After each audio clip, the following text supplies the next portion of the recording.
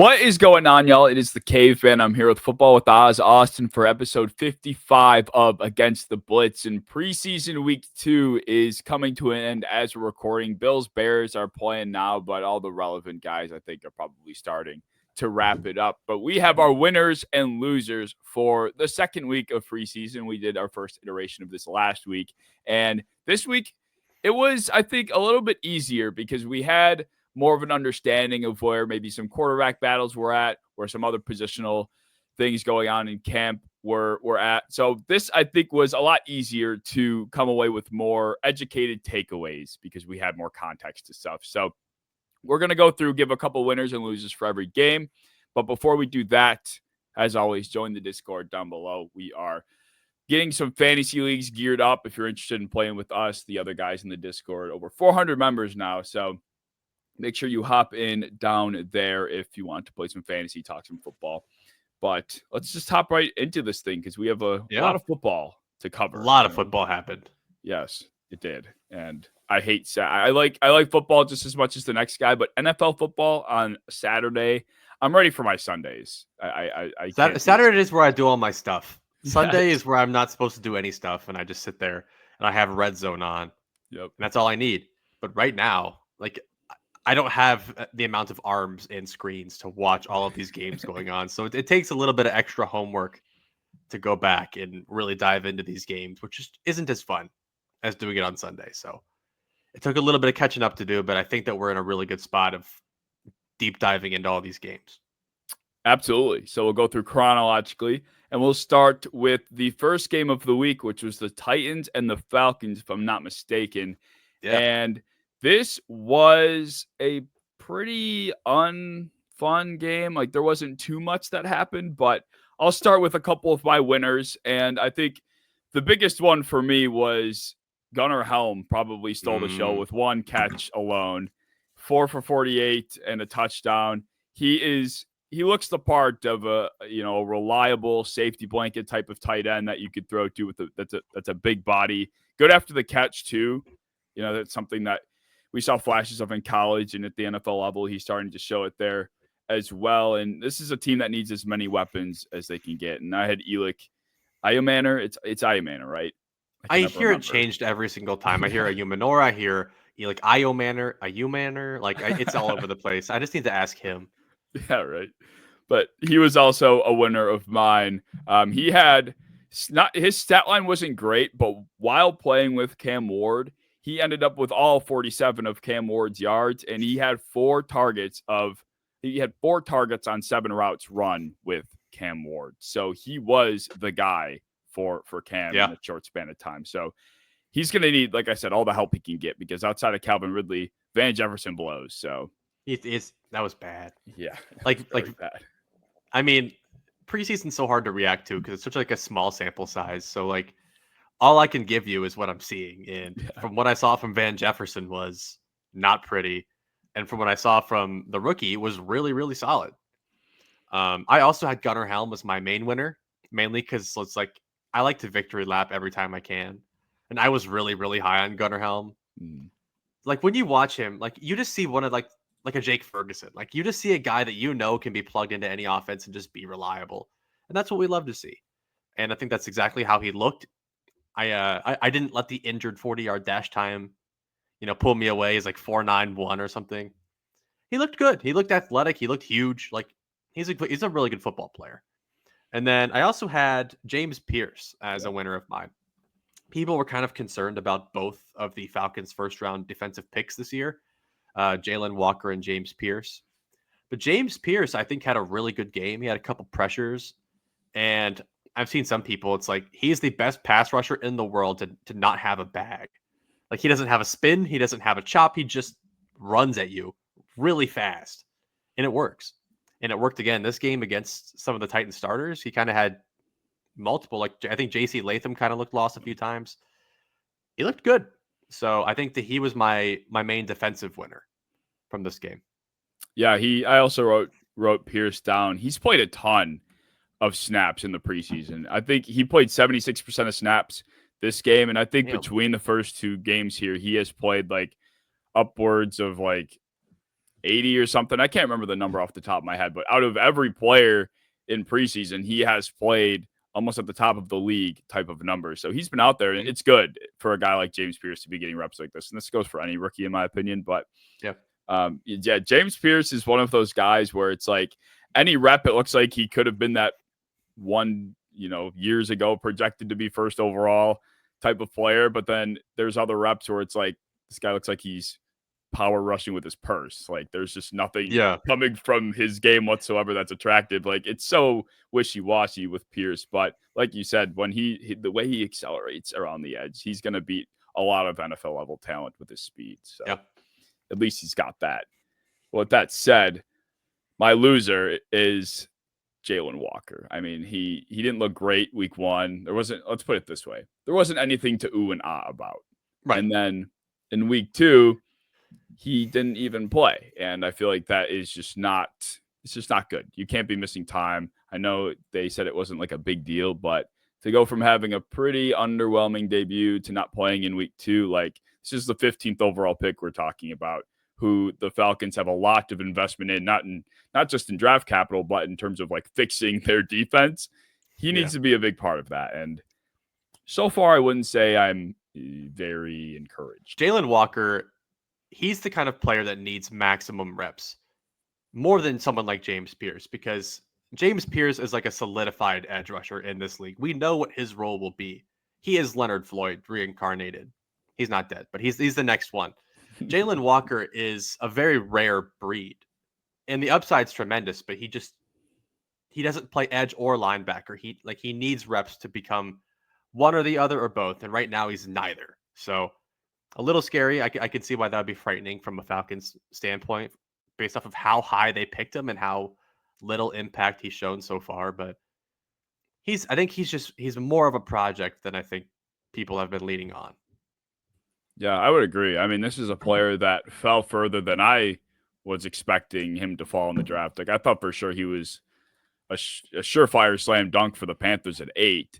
So anybody that's projected to go top 10, you're assuming is a little bit more NFL ready than not. And maybe that's just not the true case with Jalen Walker. And that's the result of what we're seeing so far. Did you have any real losers from this game? Yeah. You don't want to listen to this though. Oh boy. I got Nick Nash. No. He looked good in the first game though. He did. Nick Nash is somebody that he was by far the most productive receiver in college football. And it was somebody that Cave loved as a receiver prospect this year. And someone like the Falcons, who is such lacking in receiver depth. Like it's Drake London, it's Darnell Mooney, and then it's Ray McLeod and a bunch of clowns. It is his wide receiver 4 spot for the taking. He just has to beat out Kaderil Hodge. And he just looked like he belonged out there. And by out there, I mean with the 2s and 3s. That's just kind of he looked like a boy amongst boys. It's kind of just how it looked. And I was hoping to see the big frame pop off. I was hoping to see that production pop off. And it was just, he just looked like Trent Irwin. Yeah. And I hated seeing it. I was just he might just be a Trent Irwin. And that's good for his career. He'll make, he'll probably get another contract. He'll make some money, but I'm not sure if we're seeing a whole lot more than a 200 yards a year kind of guy. But I wish he could be. I really wish he could be, but that is okay. I tried so hard to find a pro Nick Nash angle to take, but I couldn't. I did try though. It wasn't there. I mean, I would have been forcing a square into a circle hole. I really did though. I just couldn't bring myself to do it. But yeah, you're not wrong. I think part of the problem with the Nash is not only is he fighting the uphill battle in terms of the talent, but I just don't think. I think the Falcons, I could be very wrong on this, but I think they're a team that will only carry 5. And I do think I think guys like Ray McLeod and Kaderil Hodge are special teams. Jesus. I think they're special teams contributors that I'm not sure Nick Nash will be able to match. I think he would have to be so much better than them as far as a receiver goes to outweigh the value those guys bring on special teams. And it's already an uphill battle for the guy. I don't think he was even drafted. I think he was not even drafted. So as much as my pipe dream is something I'm passionate about, I have to accept the fact that the odds are slim and he would have had the ball out, and he just didn't. Although there were a few reps last week that I was like, okay, but that was really it. So, Yeah, sadly. But, well, a game that was a little bit more exciting than any Titans game to have ever been played. Seahawks and Chiefs, I feel like, had people on their feet like pretty early from what we were seeing from that Seahawks team. But even if you watch past that, the entire game was pretty fun. So who did you have as your winners from that game? My winners, I had a good list. I mean, I feel like there were a lot of players you could say were big winners from this one. My biggest one, which I'll use to kind of blanket everyone that I could throw in here, was Clint Kubiak. I mean, Clint Kubiak, I think, is a godsend for this team. And the more and more I think about it, the more and more I think like every single player is fit perfectly for what Kubiak wants to do. And obviously, Gray Zabel was the talk of the town after the first quarter. Like they were running left every single snap, running behind Zabel. He's getting out in space, climbing to the second level, sealing so well. And I think they popped off like a 20 plus yard run behind Zabel. And then I think it was Charbonnet that scored like a 20-yard run behind Zabel. It's like he was obviously the engine behind the entire thing. But something we talked about briefly before the show, a guy like Anthony Bradford, who has been atrocious before. The one thing that he was good at least coming out of college, was like he was projected to be a solid puller.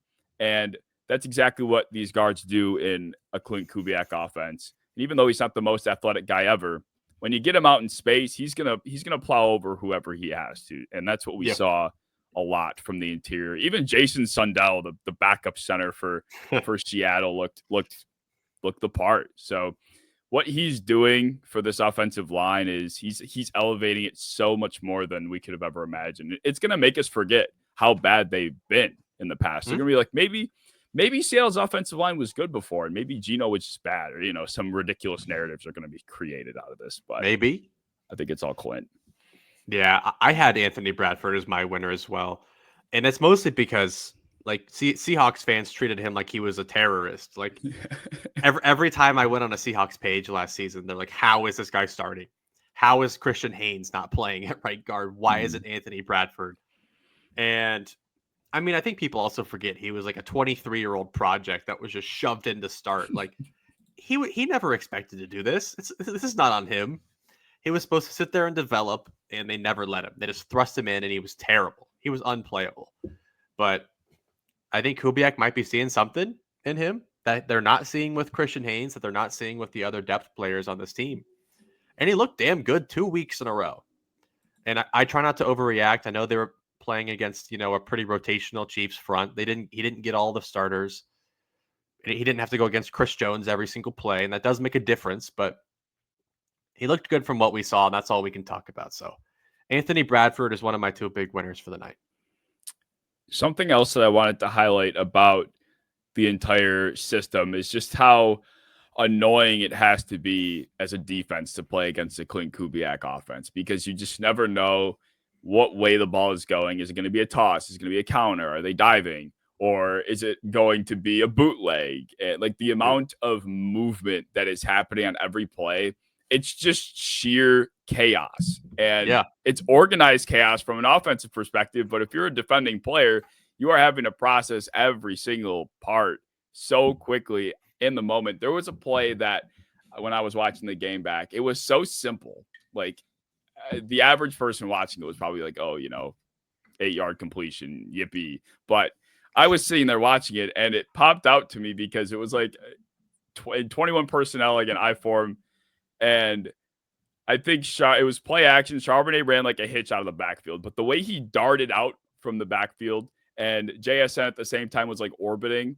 It's just like so much happened in a span of like 2.5 seconds. I was like, oh my God, like I'm having a hard time feeling comfortable about this, let alone like a linebacker having to diagnose where this ball is about to go. Like Clint Kubiak is going to make defensive coordinators and players' lives hell.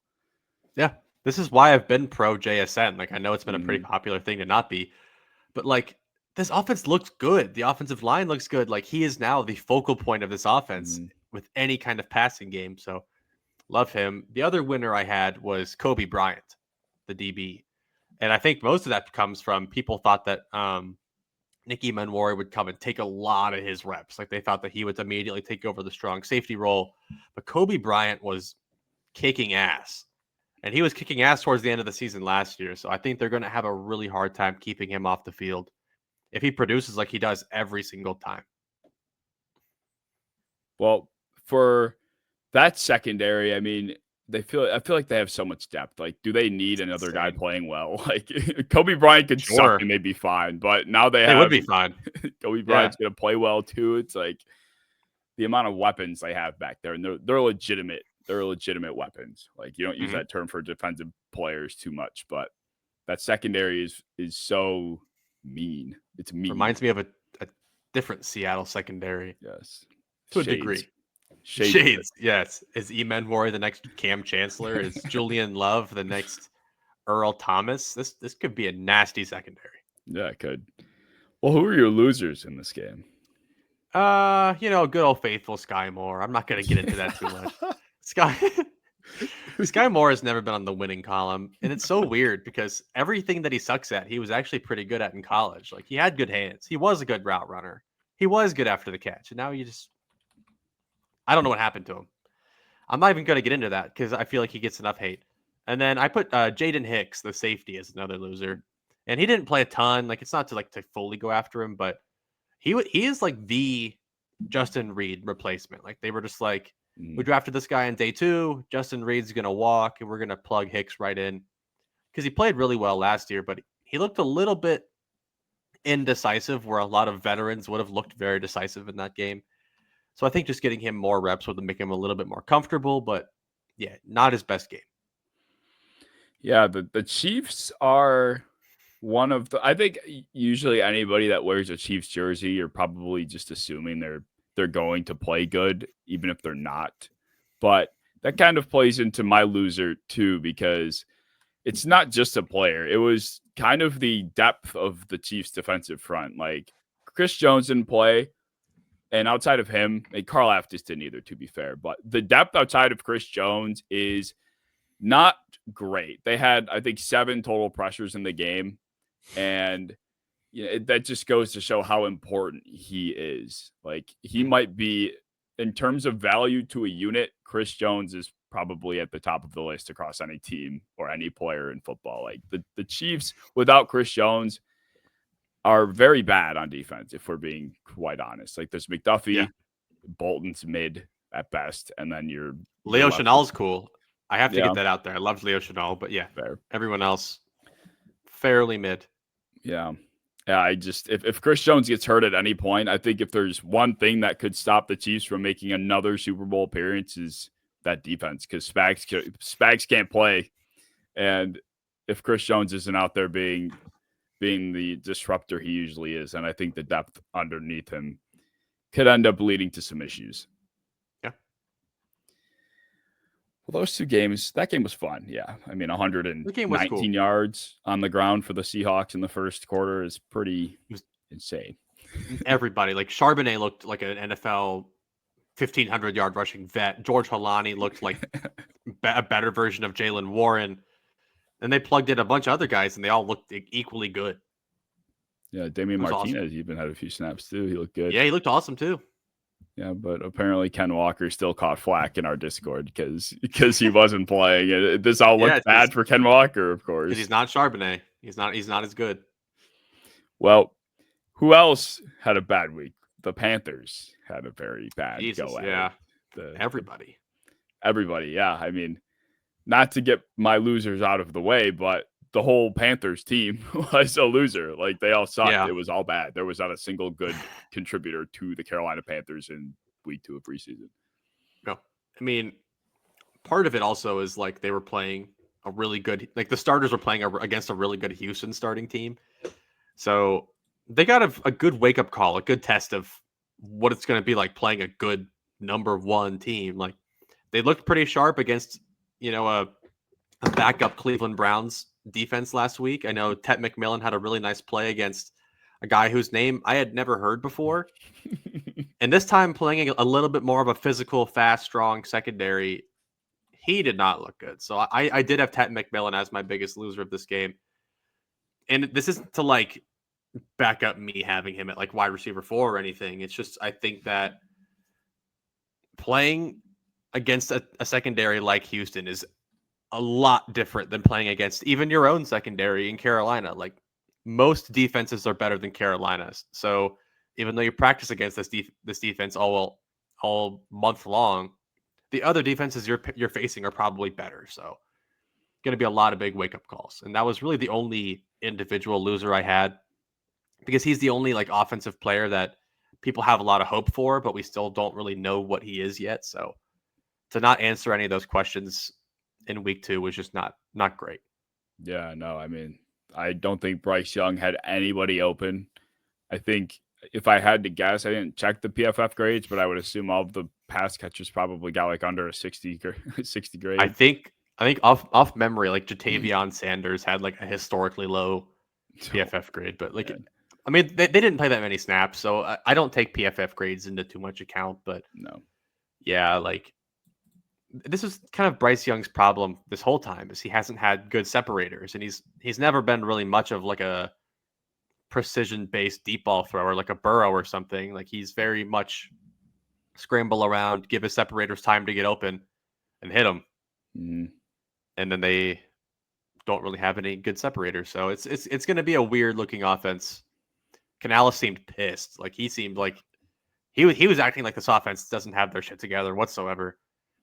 And he's probably going to beat the hell out of them in practice and hopefully get this turned around. But there was a winner and a loser I had from each team. A winner from each team, sorry. I did have a winner, and this could be I categorized here as well, but I had Houston's running backs as my winners, which is weird because this is obviously a group that we don't have a lot of high hopes for because of the offensive line and because Joe Mixon's out. But I thought Nick Chubb, like for what we could expect from him, looked fine. He was running physically. I think he averaged like 5 yards a carry, about something like that. And I think exactly. He adds that element that they would need from Joe Mixon between the tackles. So I'm not going to say he's Joe Mixon at this stage, but I think for what they are going to look for in between the tackles, early down running back, Nick Chubb is going to suffice. And, Woody Marks ended up stepping in later in the game with the twos, and he looked great. He ran very hard. He averaged like almost 6 yards a carry, and he looked decent in the couple pass pro reps he had. So his competition is Dameon Pierce and Dare Ogunbowale, if I pronounce that right.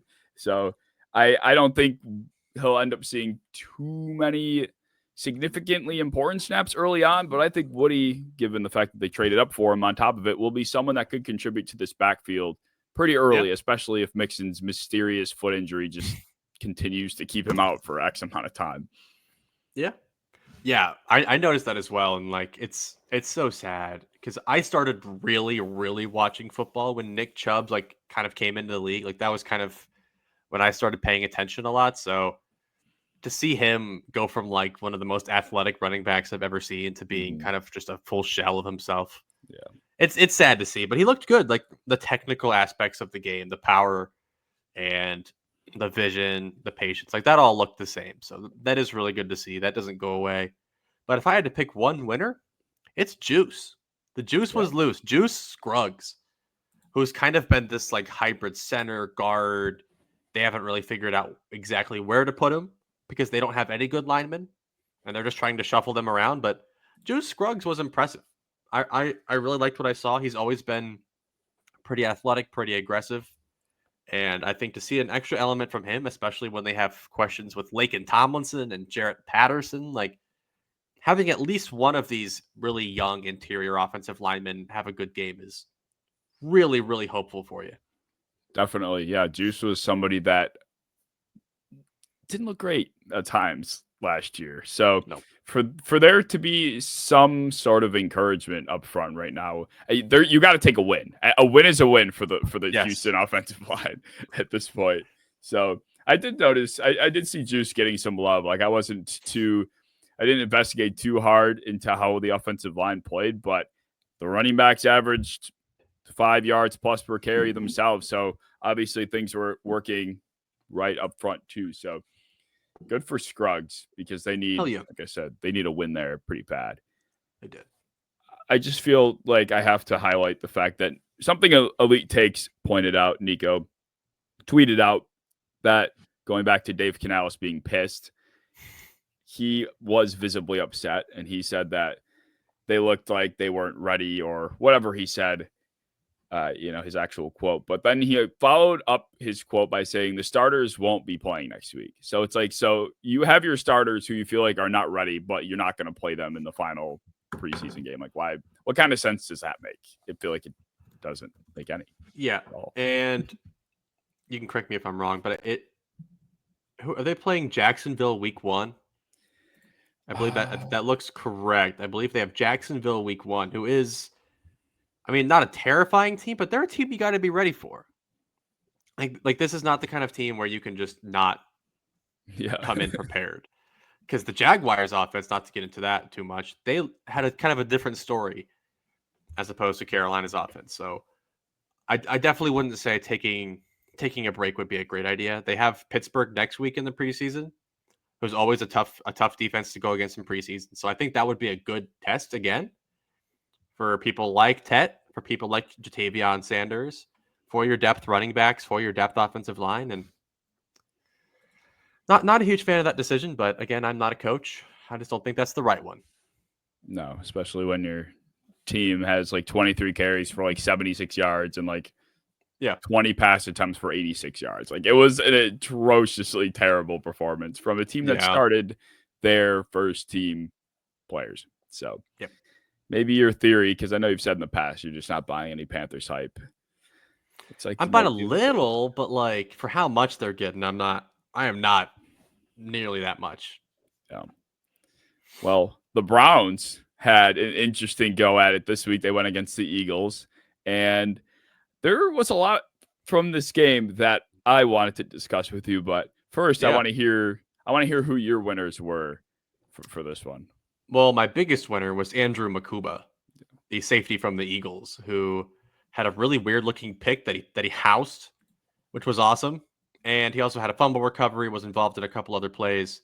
He looked really good. And I think for a Philadelphia team that lost a couple really underrated pieces of their team, to be able to draft somebody at the very end of the third round and have him come in and be an impactful player, especially when you have question marks with guys like Sidney Brown and Tristan McCollum. Like, you don't know who's going to be playing there. So to have Makuba come in and show some flashes was really, really promising.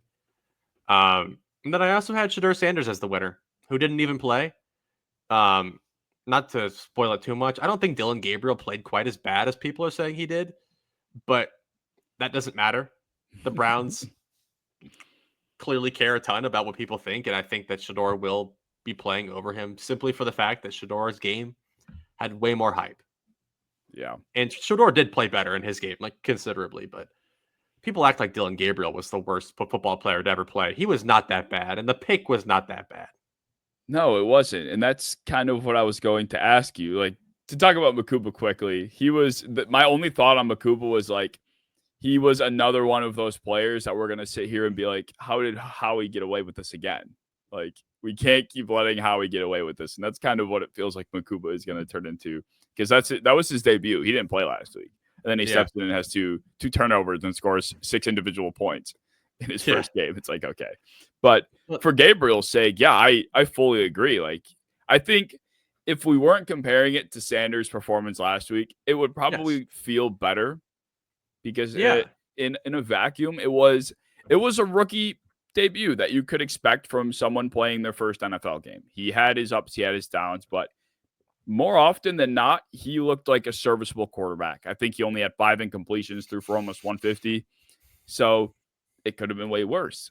And I was going to ask you, do you think the pick was his fault? Like, was Gabriel at fault for that pick? Kinda. I mean, it wasn't a great throw, but first, like, the route concept was ridiculous. So you had, was that Deontay Johnson on the left side? So you have Deontay Johnson and I believe Blake Whiteheart, the tight end, both within like a single 2 yards of each other, running the exact same route towards the sideline. Gabriel basically throws it in the window between the two of them, and they both olay it. Like neither of them put their hands out to catch it. Blake Whiteheart thinks that the ball is for somebody behind him, so he like stops running, and then the ball goes directly next to him, and it's in Makuba's hands. But like, as much as I love Makuba, I don't think that he like completely jumped this pass and like completely embarrassed Dylan Gabriel. The tight end made the choice not to reach his arms out and catch it for some reason. Like, I don't know if he thought the ball was for Deontay Johnson. I don't know what he was thinking, but that was like 90% Blake Whiteheart's pick, in my opinion. But people don't see that. They just watched the fact that Dylan Gabriel threw a pick and Shedeur didn't. Yep. And now Dylan Gabriel is the worst thing to have ever happened in Cleveland. But like, I don't even want this to seem like I'm defending Dylan Gabriel in any way. Like, obviously Shedeur had an awesome debut, and I don't want to take away from that at all. And I think it was better than Dylan Gabriel. Absolutely. But Dylan Gabriel looked pretty solid other than that. Like, he had the other weird turnover, but he ran an offense like Stefanski runs an offense, and he did it pretty sharply with horrific weapons, like awful weapons. So I definitely wouldn't be as concerned as some Browns fans seem to be. I would kind of take it as both of your rookie quarterbacks actually played pretty solid, throwing to like Caden Davis and Gage Lavardane. So take it as a dub. Both of your quarterbacks did pretty solid. The pick was on your like practice squad tight end. Don't overthink it.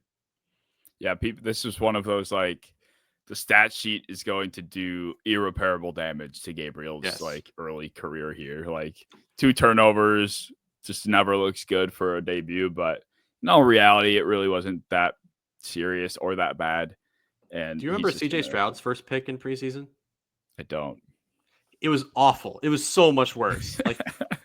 We were talking about it last week. Where sometimes a quarterback will just simply not see another human being, and toss it directly into his lap. It was that. It was horrible. I think it was against the Patriots. I remember it vividly, and people freaked out. They said because he had the terrible test scores. People like CJ Stroud already had to beat the dummy allegations, and then he goes and throws a pick on like his like second attempt ever, and it was horrendous. And like he had to play like 8 good weeks in a row to convince people he was actually talented. And I feel like that's like the kind of uphill climb that Dylan Gabriel has to face now. Whereas Shedeur could play like 5 bad games in a row, but people are like, we saw the flashes. It's there. And I agree. I just want to see a little bit of flashes. And I think Dylan Gabriel had good flashes. I think they both had good flashes. So positive things for the Browns. Truly. Yeah. I mean, they have a problem on their hands where they still don't know.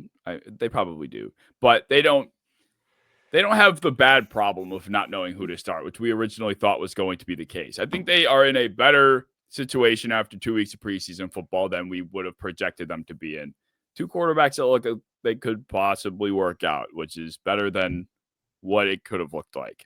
Yeah, and this is not me saying that either of them will be awesome. I don't really particularly think that either of them will ever be top 15 quarterbacks in this league, but I think this is a better era than like the Cody Kessler and Kevin Hogan days. Yeah. Where they were just trotting out the worst quarterbacks of all time. I think this will be better than that, but yeah. Still not. Don't get too happy. It's kind of what I'm hearing, because I still hate Browns. I still hate the Browns organization. I'm not going to be too happy to them, so.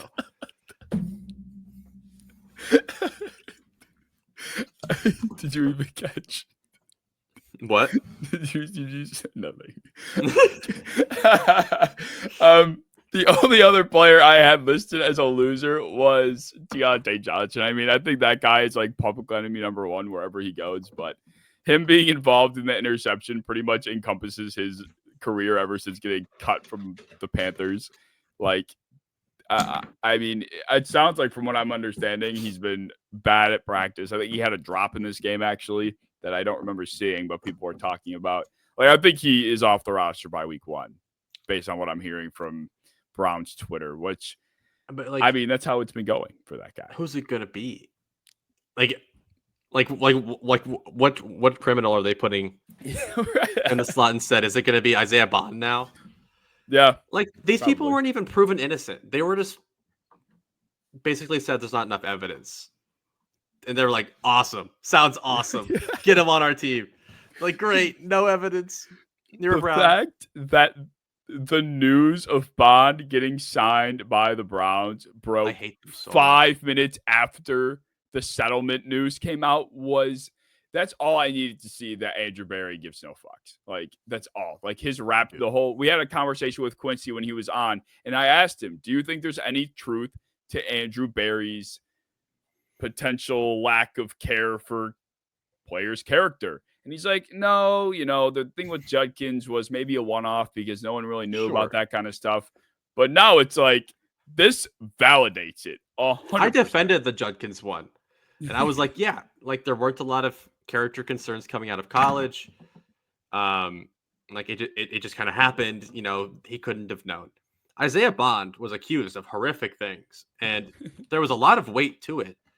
And the courts basically said, like, yeah, we're not going to say he's innocent. Like, we're not going to prove that. We're just going to say there's not quite enough evidence because the nature of his crimes are very hard to prove. And the person who accused him was not able to prove that.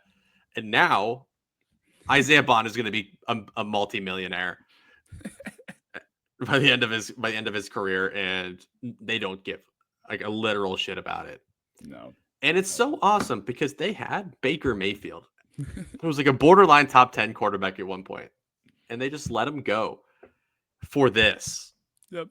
Like this was what they wanted after all. Like this is their prize of just signing more convicts, hoping it'll work, and it's just not. So the Browns organization is a shithole. It's kind of what I gained from this preseason game.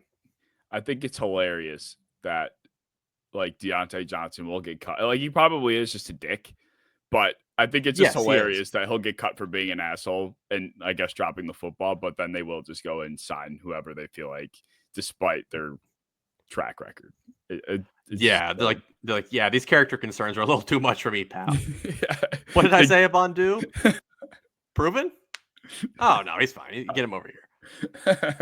Yeah, Judkins good. Get him in. He's gonna play every snap. Oh, he was cleared. Game. Yeah, sign him. Yeah. But they probably wanted this to happen because he's still not signed. I don't believe so. No. Now they're like, we don't even have to guarantee him.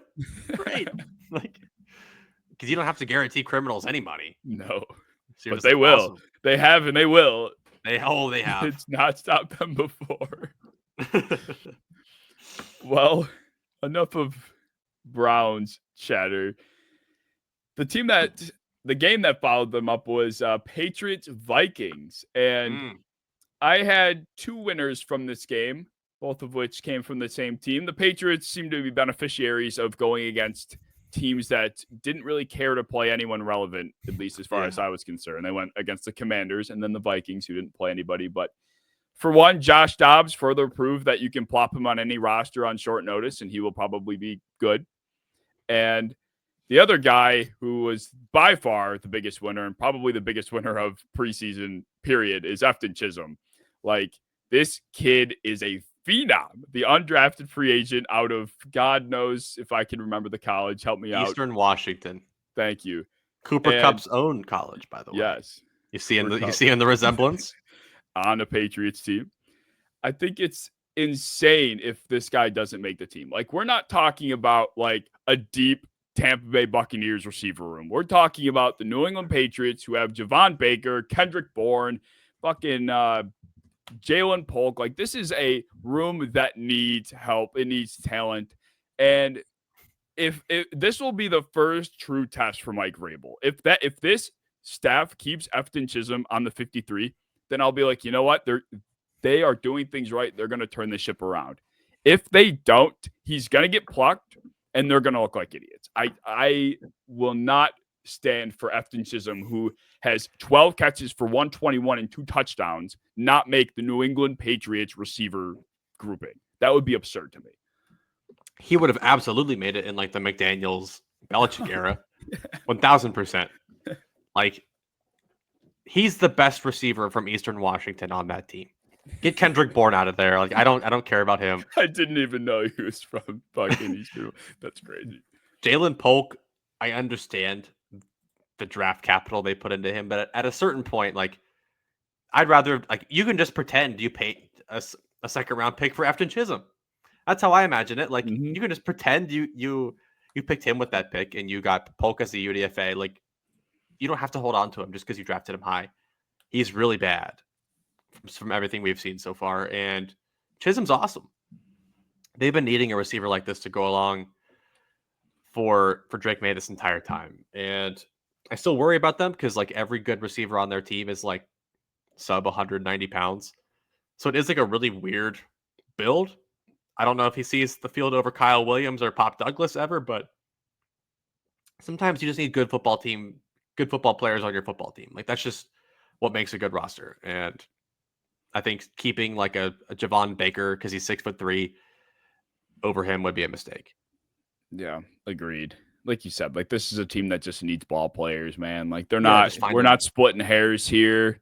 Just let them make the team, and you're probably going to benefit more than not. I will be upset if Hefton doesn't make the 53. Like it would almost be. Yeah, it should have been you. With that, and it's another guy they brought in that they won't end up needing a spot for at least right away. So I don't know. I cannot find a universe where they keep him off. Like I will be very mad. But I would be pissed as a Patriots fan. Yeah. I mean, I'm sure Patriots fans are raving about him. I would imagine. Probably got more jerseys out there good than Cortland Sutton already. People are probably Should we do Afton Chisholm merch if he makes the team and catches a touchdown this year? I think if he makes a team, he absolutely catches one touchdown. Easy. Yeah. Who are your losers from this game, though? I didn't have a lot. I mean, Sam Howell in his very, very small amount of snaps did not look good. And I think that Max Brosmer statistically didn't look great, but I think that he executed the offense pretty well.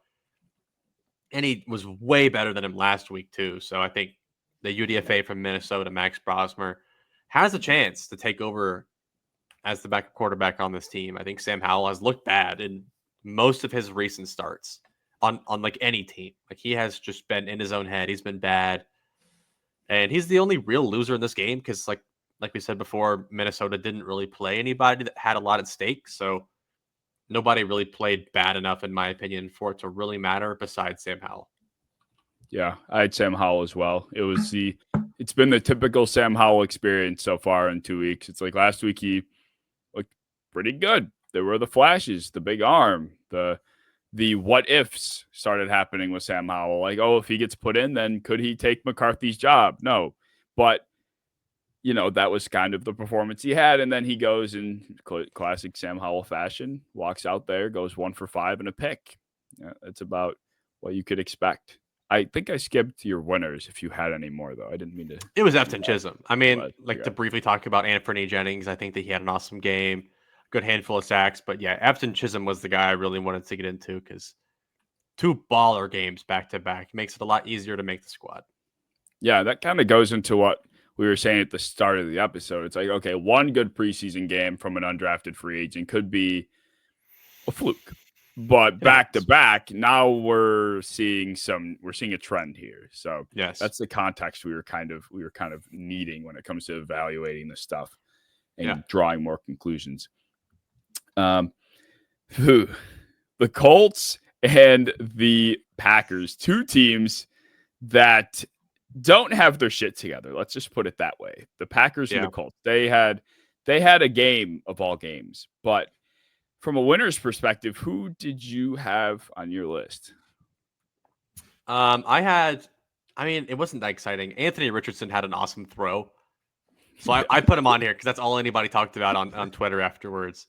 I think that Katana Ladapo, the safety from the Packers, had a really nice game. He was one of like 3 safeties they brought in as a rookie last year, and he kind of got buried behind Evan Williams and Jesus, who the hell am I forgetting? What is his name? Georgia. Oh my God! I'll let you figure this one out. I'm not even gonna try. But he looked awesome, and now it's coming to me. Oh my God! Javon Bullard. Javon Bullard, yes. Yeah, I just forgot for a second, and I was like actually getting really pissed off because I loved him. But they looked. Katana Ladapo looked awesome. Anthony Richardson had an awesome throw. Aside from that, I think that the Colts offense is so boring and so awful to look at when Jonathan Taylor and Tyler Warren aren't on my football field that I have not bothered to watch a single Colts game. When all those guys leave the field, I am not watching Riley Leonard. I do not care. I'm not watching him play. And I'm not super interested in the whole Malik Willis fiasco as much as people love him, and they will continue to fight for him over and over and over again. Sean Clifford, I hate you. So that's really there weren't a lot of winners from this game, honestly. I had Oladapo. Okay. Well, Who'd you're you not have? wrong. I mean, there really wasn't much. This game was just kind of a disaster from most parties. Like, I think like Marshawn Lloyd got hurt again, so Oh that God, happened. yeah. Poor guy. But yeah, I I think his put fourth injury in the NFL. dude, the guy is paper mache, unfortunately. I did have both. I had both AR and DJ as winners, only because like they just continuously make Shane Steichen and company's life that much harder by Yeah. not being like one isn't so bad enough to make No. the easy choice. So for that reason alone, I just determined them winners compared to expectation, I guess. But yeah, you're right. Like I'm so glad you put it that way. Anthony Richardson had a good throw. Did he have a good Yes. game? Wasn't bad, but he had a good It was throw. terrible. No. And I think my biggest takeaway is I'm not any closer to figuring out who should be starting for the Colts than I was 3 weeks ago. Like they have both performed almost exactly how I thought they would. mhm. Both still have massive holes. Both have shown off their strengths. So this is not making it any easier whatsoever for Steichen, like you said. So I think Richardson just continuing to show off ridiculous throws and ridiculous strength and ridiculous runs will only kind of push him a little further. Yeah. Yeah. I mean, it's just maybe I'm holding on to like some preseason takes that I've had in the past that I still Yeah. believe in, but I don't know. I think everyone is just so quick to say it has to be AR. He's the young one with the higher ceiling, so you got to play him. And it makes sense. But Sure. I just hate like there's this thing with Richardson that is happening now where he makes one good play and it makes everybody that supports him forget about the fact that he's a terrorist 85% of the time. He is 50% of the time. That's how many passes he completes. Yes, yes, exactly. 50% of the time. And he's also just a threat to his own well-being anytime he's on the football field. So it's just like, what does that get you? And I think that's what Stephen Holden, he's one of the Colts beat writers. Well, he's probably the top beat writer for the Colts. And he basically was alluding to the fact that AR doesn't have this job secured as much as a lot of like people within the Colts fan base and outside of it believe. Like, Yeah. even though AR might provide you more of a ceiling from an on-field traits, physicality, etc. perspective, Steichen does want the operation to be clean, the communication to be good. He wants like the I's dotted and the T's crossed, and you're not getting that from Richardson. And that's what you're getting in Daniel Jones. He's a good student. He's the kid in the front of the class that will, he's got good handwriting. Went to Duke. Yes, exactly. And he's going to follow directions. Yeah. He's quiet, but he gets it done from that angle. And that's what I think Steichen is looking for. And that was Holder. Did I say Holden? Yeah, it's Holder. That's what Stephen Holder's whole point was. It's like, even though Richardson might have a bigger arm and, run faster, it doesn't mean that means it's all said and done for Steichen. So, and that's been my whole thing. It's like, you can't tap yourself out of a fucking football game, dude. I think that did it. Like, I think Steichen that hurt. I was a believer in him for a while. I mean, he's, the same age as me, and he's all the traits in the world. I'm just like, you can't tap out. It's like the one thing you can't do when you're a developmental player. But he does still have a chance to prove that was just a moment of weakness when he was 22 years old, and he can work past that. But for now, he has a lot of work to do to get past that. Yeah, he does. I think it was fair to say that we're 50 minutes in. I think it is fair to say that people overreacted a little bit, but I think if you're on the team and you're looking for a leader from the quarterback position, like that does matter. Like that holds a lot of weight, and it's one of those things that you don't see on film, but it's like the culture, like the unmeasurable things that go into football. But the only other loser I had was the Packers defensive back depth, because Bo Melton was the highest graded coverage defensive back on Green Bay in this game. GOAT. He might just be what the if GOAT. He's actually just good and that doesn't matter? What if Bo Melton as a boundary corner is just good? He was targeted 4 times. He gave up 17 yards, but he had a pass breakup and made 3 tackles. And like I said, was the highest graded Packers team. Isaiah Simmons was also horrible. It's over.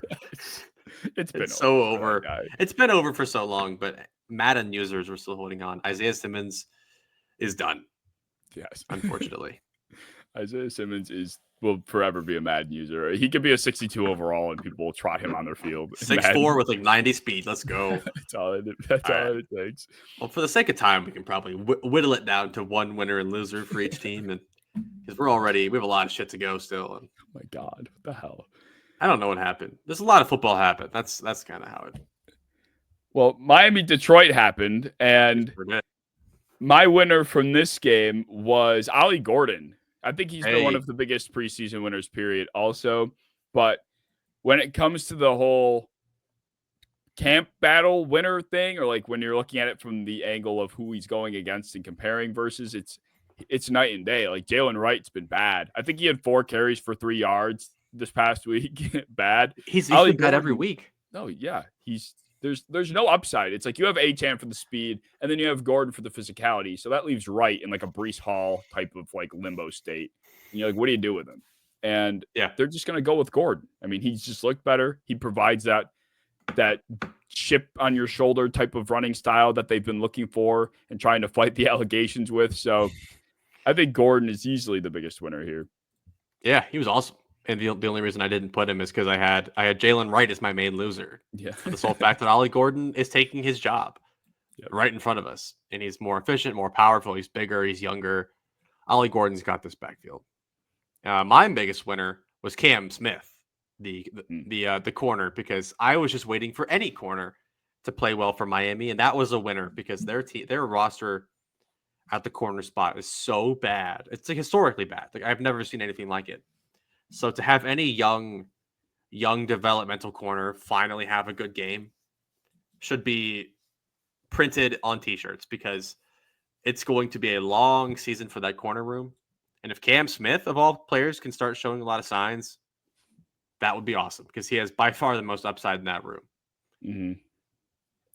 Easily. Yeah. The only other note that I wanted to make of this game was, what do we think of Isaac Tesla? Like, is he good, or is he just a guy that's made a couple of good contested catches against some backup caliber players? Like 500 yards in college being that like your biggest breakout season, like that is interesting. And then there's what's going on right now. So what do we make of Isaac? It's just like, he's just so traitsy. And he started his college career at a very, very small school, worked his way up, and then got into Arkansas. And then just had crazy traits, dominated at the Senior Bowl, crushed at the Combine. He's looked good everywhere, like on tape. It's just, he's not a separator. Never has been, probably never will be. But Alec Pierce has never been a separator either, and he's carved himself into a really solid role. Like, he's very valuable to his offense. And I think that, like, if someone told me, like, would you draft Alec Pierce in the 3rd round? Yeah, I might. Like, if I can guarantee, like, a 700-yard receiver, catches everything I throw to him, fairly reliable, red zone threat, deep ball threat, I'll take it. I will definitely take it, especially because he blocks his ass off. He'll be an extension of their run game.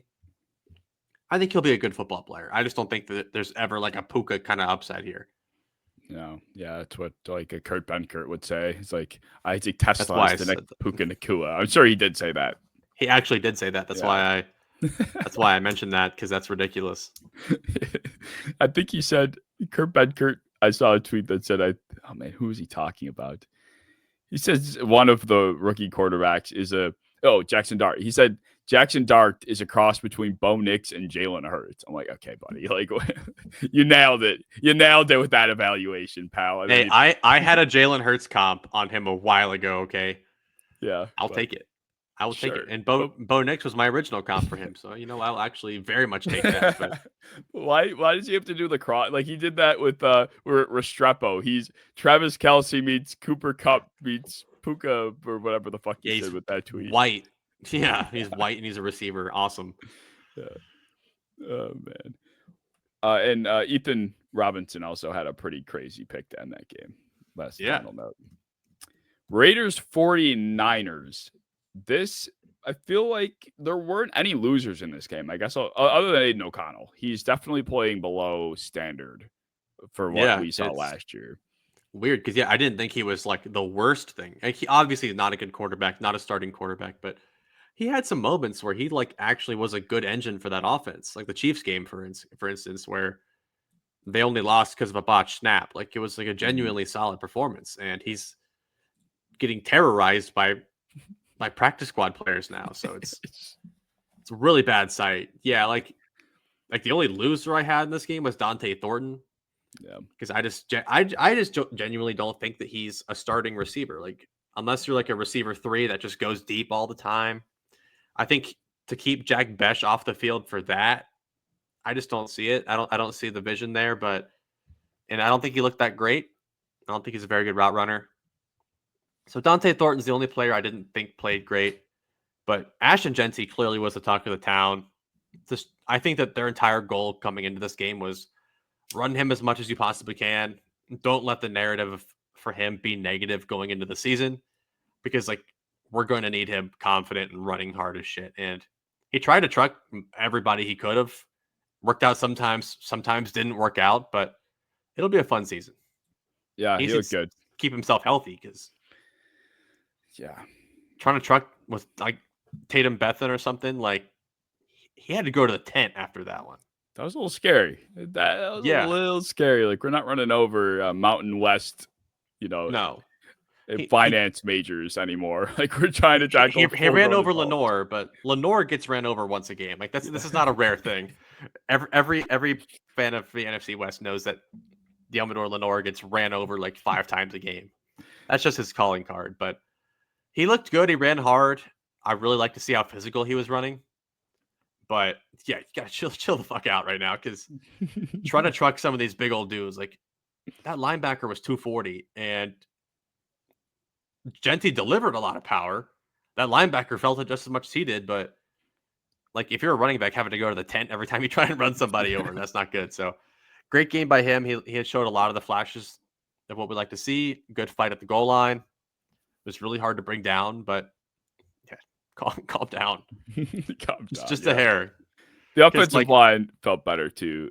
Thankfully that was the big thing. Like last week was worrying about what Jeanty could be because of the limitations up front. But this was, as much as I maybe overreacted to some people out there about the first week, I'm gonna overreact just as much to this game, because that's the whole point of doing this type of content. And they looked much better. They did look much better.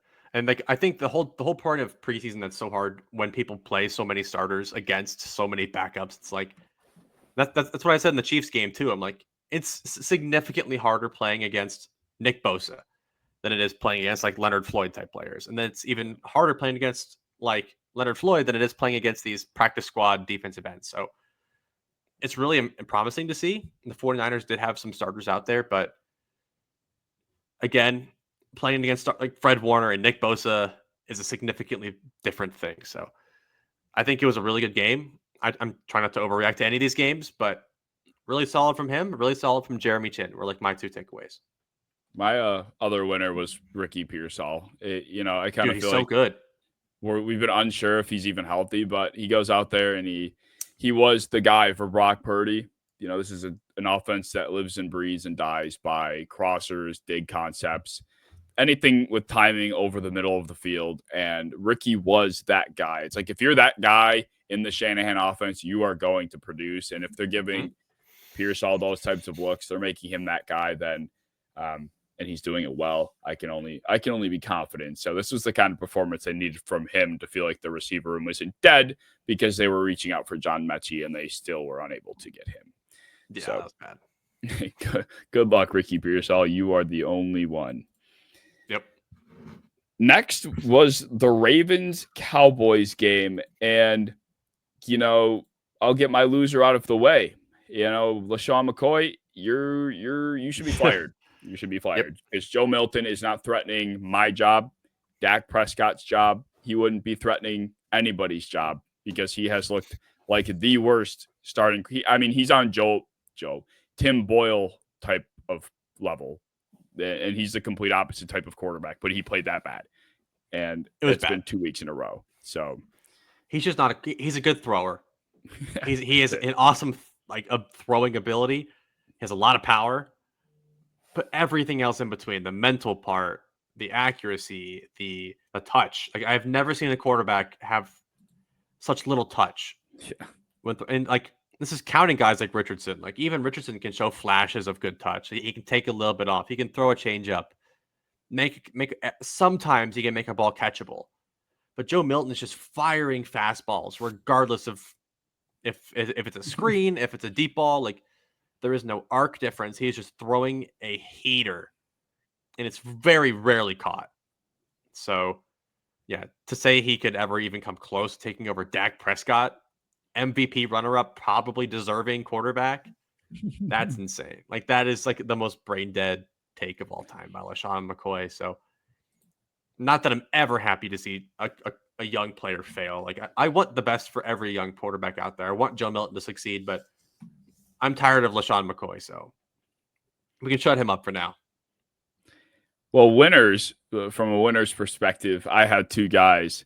I had Tyler Booker, who is, ever since he's gotten drafted, I think he's only, my appreciation for the selection and for him as a player has only grown, especially because it was pretty much at rock bottom to begin with. So it can only go up. And he gave up, he was one of those guys that was more so better in the run game, but he gave up no pressures on 16 pass pro reps this past week against a defensive front that just abused whoever I can't remember who they played last week, but the Ravens were very mean to the Colts, very mean to the Colts offensive line. And for Booker to really stand his own against that group goes to show that I think he might have been the right pick, as much as we might have hated it at the time. He looks good. The other one was Foob, my boy Foob Peebles.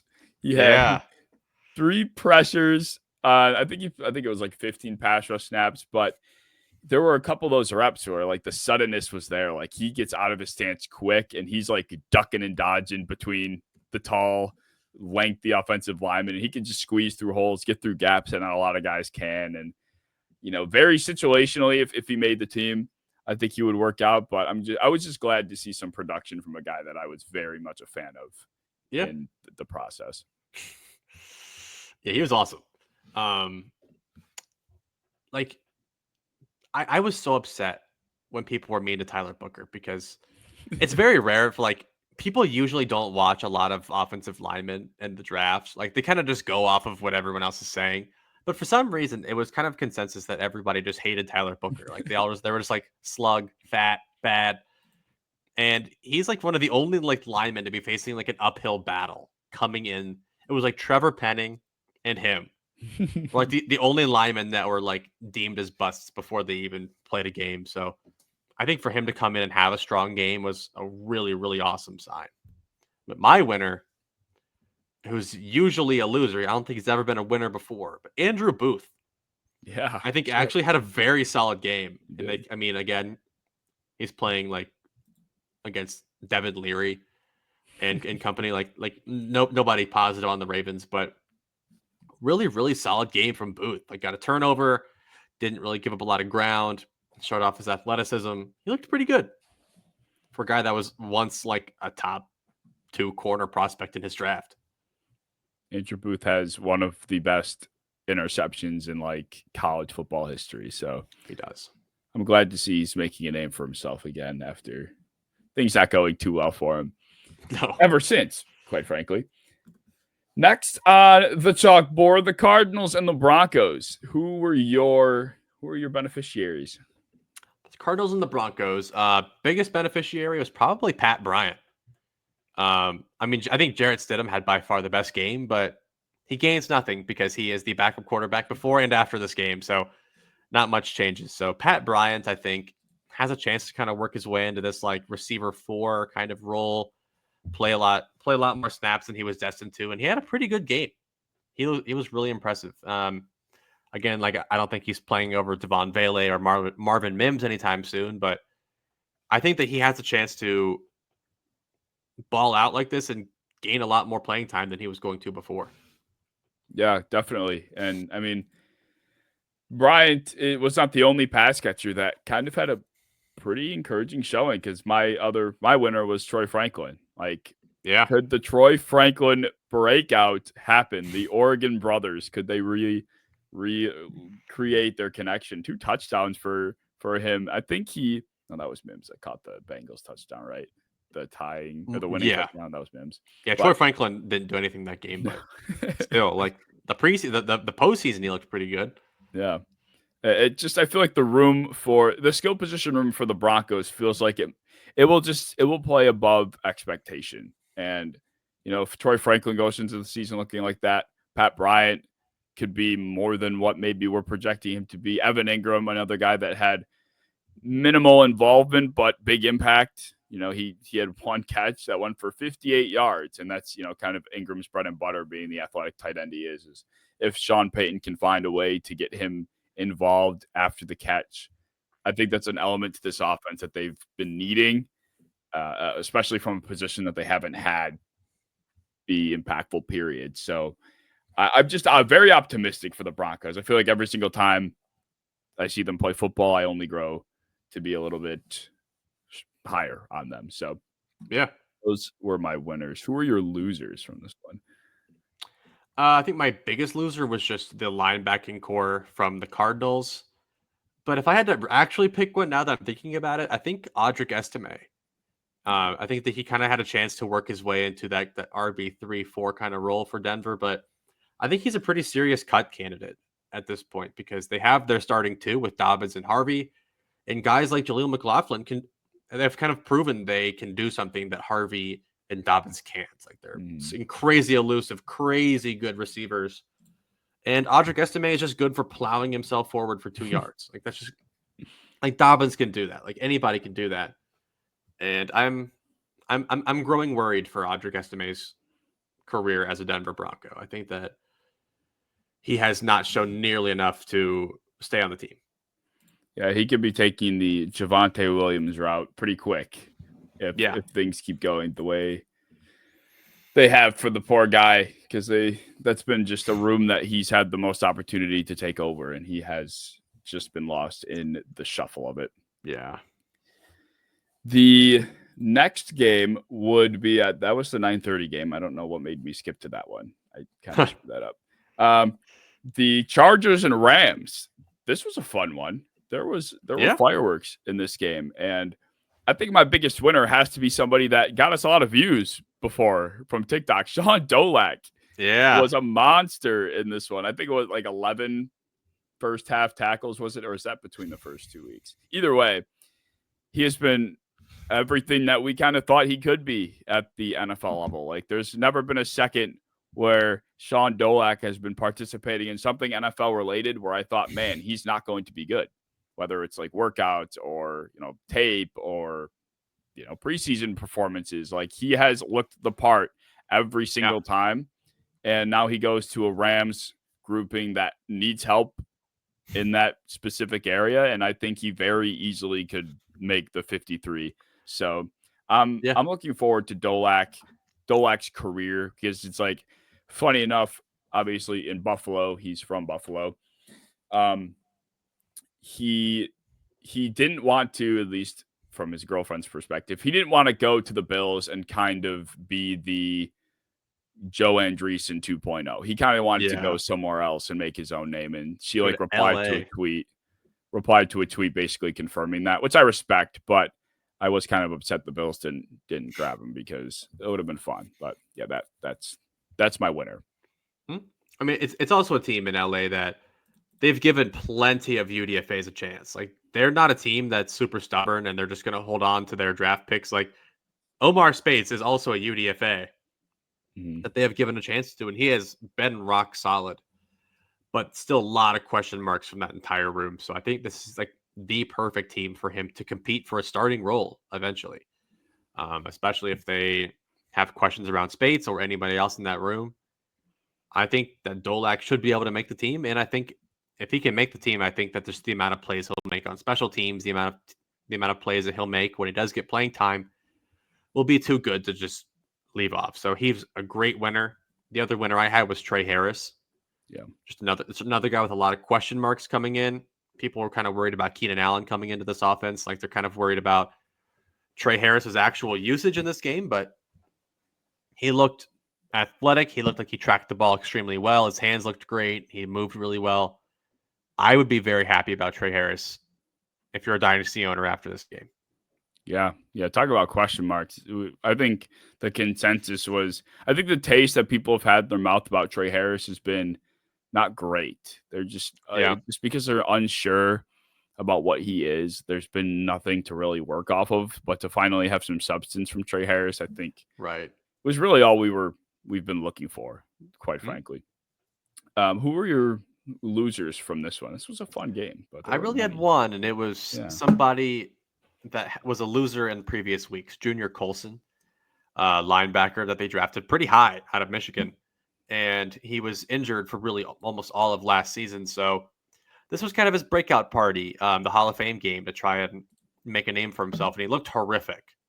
And then, but you could kind of chalk that off to like, he's returning back. That was his first game. Let's give him another try.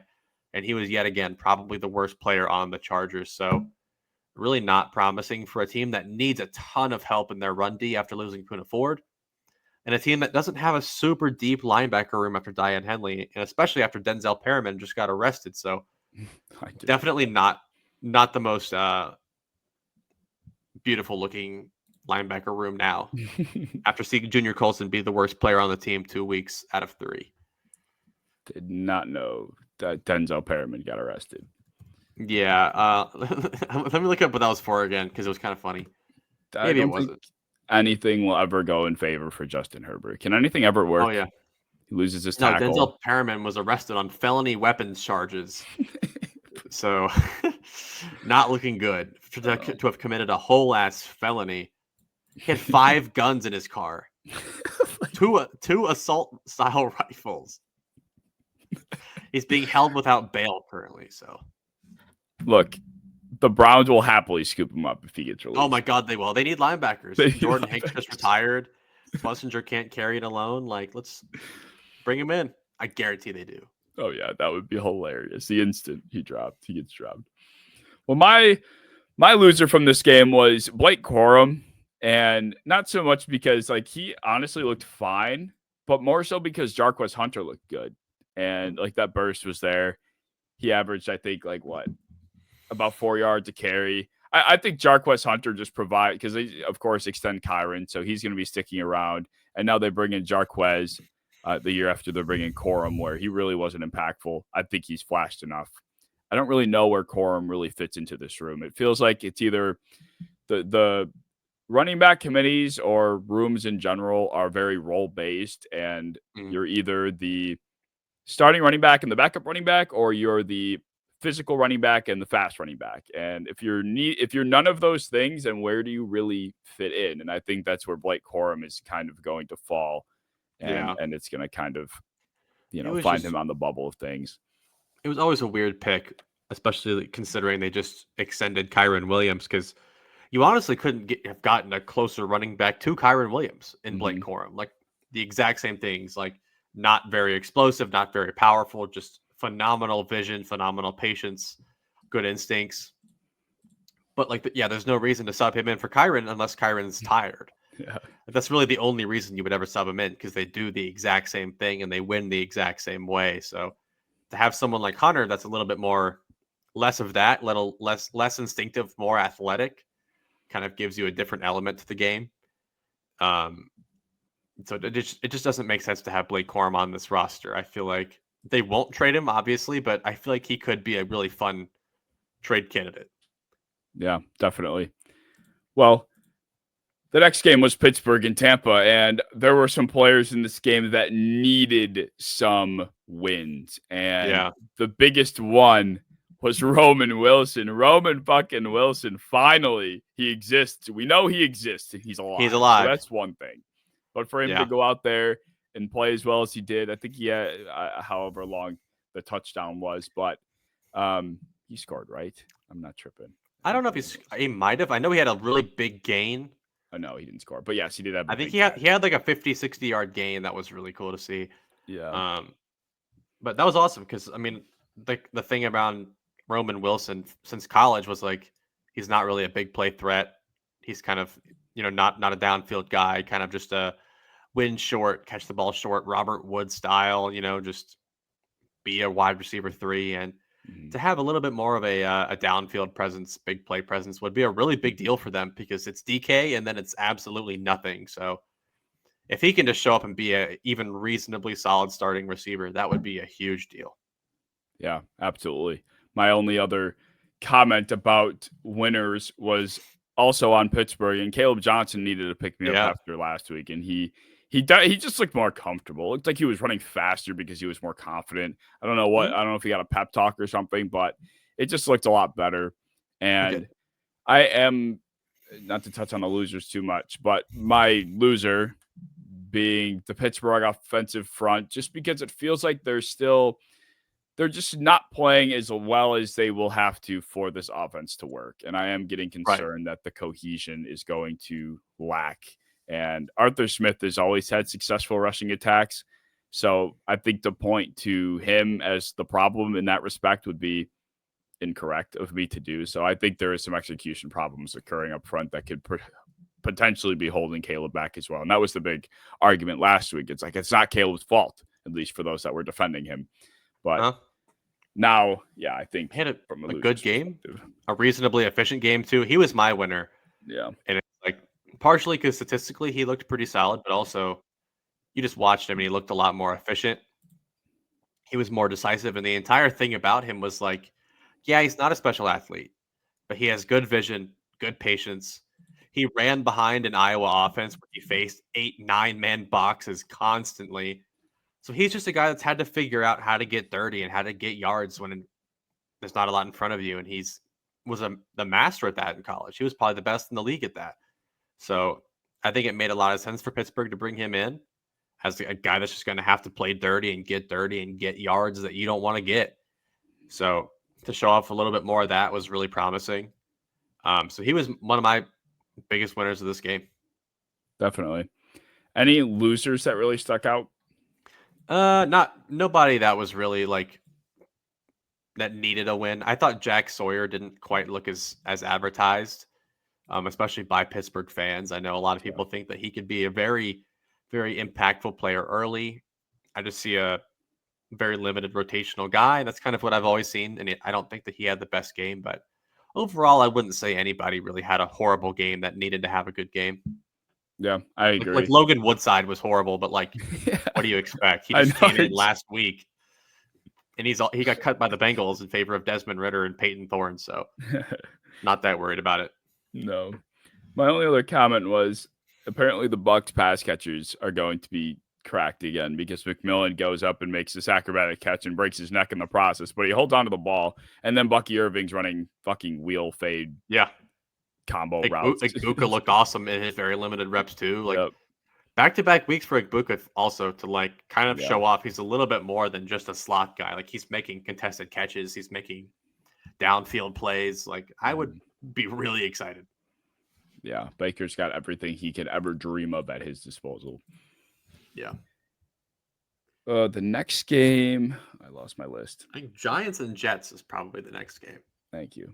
Giants and Jets. I don't even really want to say the winner. I feel like we know. Who was your winner? Jackson Dart. Yeah. Phenomenal. He looked awesome. Yeah. And this is also another one where it's back-to-back weeks. That's a little bit different than just having a really solid debut. And I think he looked better in this one than the previous one. I was gonna go with Russell Wilson. I thought Yeah. maybe that's who you were gonna say, but I went with Russ just because he launched the ball from like Canada to Russia. Like, my God, Yeah. that ball! I think it literally went from like the 10 or 15 of his side of the field to the opposite, like 25, and What if he he's hit good like again? Bo Collins, whoever the fuck Bo Collins Yeah. is, in stride behind the Yep. defense, but. Not a Bo Collins fan. Can't say I've heard too much about Bo Collins in my life, but yeah, I mean, Russ will be like 45 if he's still playing in the league, and that will be the only thing he still can do. It's like the same. The Russ we see today is probably the Russ we see if he played for another 15 years. That's Yeah, like just like so funny. horrible quotes, and great deep balls. Like that's all you Yes. got to see. But he looked pretty sharp. I think that he was a lot better at the intermediate stuff also than people kind of give him for, because people just kind of assume he's only good at moon balls Mm. because that's all he really did in Pittsburgh, but that's all they kind of asked him or let him do. So I think that it will be a little bit different when he has separators like Malik Neighbors to hit. So that'll be fun. I think his receiving core here is actually better than it was in Pittsburgh and in Denver. So this is his best core in a long time. So I'm actually pretty excited. Yeah, But me Dart, too. yeah, Dart was phenomenal. I think that he showed a ton of poise. I think he showed a ton of toughness, and his box score on top of the tape was again lights out. Yeah, Dart. Jackson Dart, my big winner. He might drive. I wonder if Jameis Winston gets moved, because that's something that people have been talking about.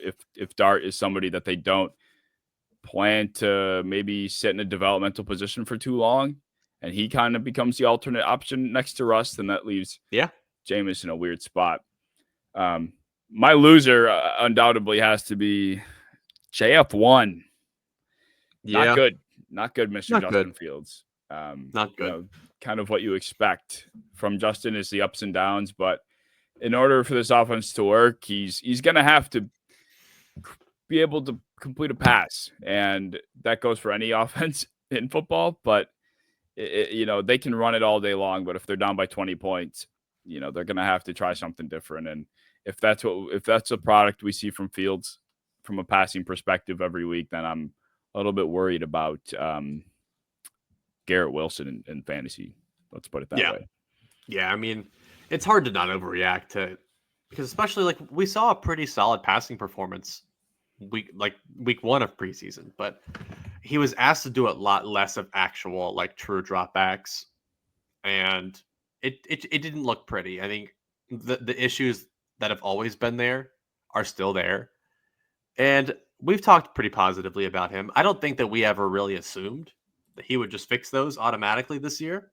I think that we just felt the offense would be catered a little bit differently to him and to his strengths, and kind of limit his weaknesses. So I think part of our positivity was just like we didn't really think that they'd be doing a lot of processing kind of passing. Like it would just be like a lot of play action, bootleg, get him on the move, let him run, make that an option. But yeah, Fields, even in the quick game, looked really bad.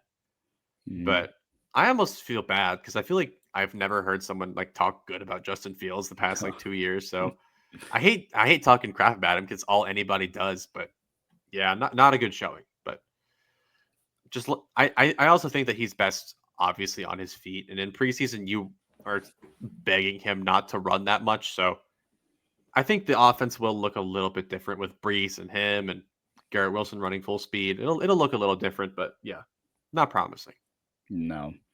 Well, my other loser was Abdul Carter, for the simple fact that he got put on his ass by 2 different Jets players and then proceeded to take to Twitter to bitch about it, and then say like bum ass Jets, these losers are never winning football games, or whatever he said. He is the next Micah. Like he had a lot of Micah Parsons comps because of his build, his play in his college, but he might also have the same Micah Parsons personality, which is fine. Like if he wants to be a top 3 edge in the NFL, go ahead. If you want to go to Twitter and cry about it, but yeah, being pummeled by Stone Smart's never a really good look, considering he's like a 235-pound tight end. But it happens. It happened. Micah Parsons got demolished last year by like a running back. No, it was a few years ago by Leonard Fournette. He got demolished by Leonard Fournette. So it happens. It happens when you're not looking and you get chipped. It's a normal thing, but it just sucks when you're on Twitter. Yeah. He and Micah Parsons will undoubtedly be podcast co-hosts in like 3 years at most. I hope so. That would be awesome. They definitely will. The final two games to quickly mention, the Jaguars and Saints game. This one is interesting because there was a lot going on. Like from the Jaguars' perspective, I think the winners could be the entire starting offensive ones for the Jags. whole Like if unit. that's what the offense looks like, then I think we have every reason to be bullish. Sure. Yeah, the play calling even looks better. It's not even like obviously like you can take into account the results because they're facing already probably the worst team in the NFL and they're facing their twos. But it's just like the way they went about doing it. Like the blocking schemes, like the comfort of Trevor Lawrence. The running backs just looked like different running backs. ETN looked awesome. Tank Bigsby looked awesome. Brenton Strange looked awesome. Everyone that tried to do something looked awesome. So I think that was a really positive thing to take away. Absolutely. Yeah. I mean, Tank even had like a Bucky reminiscent screen catch and run. That was like, he's already catching, like, is he the Bucky of the Jaguars for Cohen this year? And for him to have a play like that was pretty cool. My other biggest winner that has to be mentioned is Spencer Rattler. I will continue to pound the Spencer Rattler drum. He is the better quarterback. He's been the better quarterback since before Shuck was even a Saint.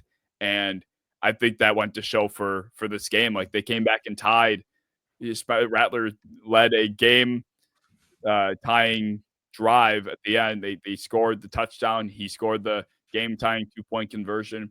He dug them out of like a 13, 14-point hole or whatever it was. Like other than that one bad pick that just looked very robotic, he just stepped, dropped, and threw. Something you learn from. I don't think it was like the worst decision ever. But other than that, he basically led this team to a comeback tying game. And it's more than Shuck has to his resume right now. So, like I said, I am all in on Spencer Rattler being the winner of this camp. It just sucks that he is going against every odd possible. Like there is nothing going in his favor. Like the Saints don't want him to win. They don't. No. Because it's partially why I had both Saints quarterbacks as my losers, because they both look like they belonged here. And it's the same argument I had earlier where it's with Nick Nash, where it's like they looked like they both had moments where they both looked pretty solid. But they both looked like they were really solid preseason quarterbacks. Like they looked like Jarrett Stidham out there. And it was like, I don't think that like one quarterback really proved he's like an NFL starter. Like when you are asking a quarterback duel, like these guys are competing for a starting role and they're playing the Jaguars like threes at this point. And like, I just expect to see a lot more comfort and sharpness from these guys, but it's just kind of like, I don't know. They just don't look comfortable back there. And it's weird to see. I do think Rattler looked a little better than Shuck did, but Shuck was playing against tougher competition, so it's kind of hard to tell. But overall, I guess you could say Rattler was a winner. Yeah, like statistically, like he did pretty well. Like the game looked good. The pick was pretty bad, but it's one turnover. Every quarterback gets picks all the time, so it's not something to really panic about. And kind of the same deal with the Colts. Like I'm not really more comfortable picking one than the other than I was 3 weeks ago, because neither of these quarterbacks look like starting quarterbacks to me. So Saints fans should kind of be hoping that they suck so they can get a good quarterback next year. You can get Cade Klubnik or probably Garrett Nussmeier on your team. So that's a little bit more exciting to me. Yeah. Saints fans are winners because they're going to be terrible. That is true. Maybe you'll finally get out of this purgatory that it feels like you've been in for the last few years. But the final game that we'll quickly touch on is the Bills and the Bears game, which probably is still going on as we speak. But yeah, from the Bears a relevant 28-0. Oh, really? Yeah, Tyson Bagent has almost 200 yards and a touchdown now. Caleb Williams had over 100 yards and a touchdown pretty quick. Britton Brown and Tyler Scott are kind of going nuts. Britton Brown. Austin Booker got another sack to add to his resume. Let's go. Let's see how the Bills are doing right now. Mike White is 4 for 11. Ray Davis 3 carries for 5 yards. Elijah Moore 4 targets, 5 yards. Not a whole lot. How is Mike Hoyt allowed to play right now? Yeah, that's a fair question. Oh my God! Like, how have the Bills had the ball? Like, what has been going on in this football game? It's kind of concerning how that their top 3 tacklers are all DBs. Yeah, that is a correct observation. Why does Dorian Strong have 8 tackles, and why does Jordan Hancock also have 8 tackles? Oh man, I said it earlier. I was in the car on my way home earlier before we hopped on here. I'm like, the Bills defense is just. I'm scared. Where's for the Tyler Bills Bass? I don't know. Tyler Bass is just taking weeks off. Ray Davis is kicking. Not today though, because I can't score. But Caden Davis came in and missed his only attempt. Oh, did he today? Yeah, he's over 1 right now. Frank Gore Jr. looks pretty solid though. Yeah, good for Frank. Tyrell Shavers is like Mike Hoyt has had a really nice game so far. But yeah, this is all Chicago right here. Like, from what we've seen so far, Caleb Williams. I mean, it's preseason ball, but he looks sharp. Yeah, like it was a lot less of him taking the snap, standing there, running around.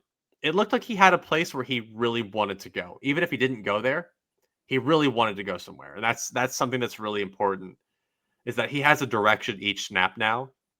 It's no longer, hey, first overall pick, take the snap and just go fucking make a play. Like, they were treating him like he's Josh Allen. Like, they were treating him like he was Mahomes. Like, they were just like, hey, go do something because you're really good at it. Now it's more like you're playing in structure. You have a goal. And when it breaks down, you can turn into that superhero. But for now, we're going to have a structure, and it's going to be really good. And it looked super solid. So if you are in need of a tight end this year in fantasy football, Colston Loveland looked pretty damn good. So keep that in mind. Absolutely. Yeah, I mean, this is going to be an offense where there's plenty of mouths to feed, but they're all going to get fed. So I'm excited. It was nice to see Caleb be able to just hit the top of his drop, plant his feet, and just rip a ball on time. It just felt like nice. I'm like, oh yeah, man, breath of fresh air. It's also so nice when like someone like the Bills plays like almost exclusively backups, because that's just like a load off. You're just like, yeah, but the starters didn't play.